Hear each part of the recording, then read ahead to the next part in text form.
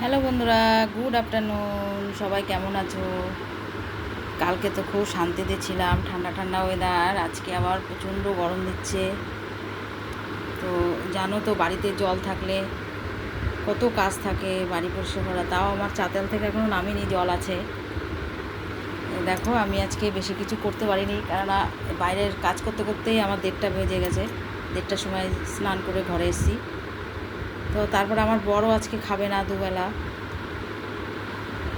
জানো তো, কালকে চিড়ের মেলা লাগছে, এই জন্য আমার বর ওখানে থাকে।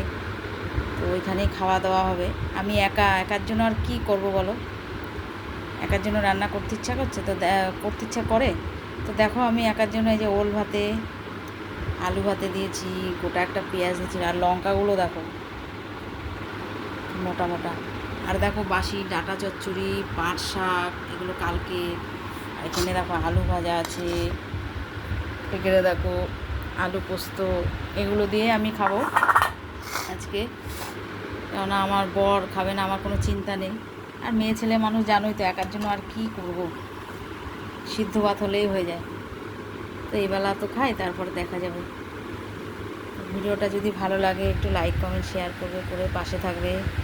সবাই ভালো থেকো। জানি না এত গরম দিচ্ছে, আবার বৃষ্টি দেয় কি না। ভিডিওটা এখানেই শেষ করছি।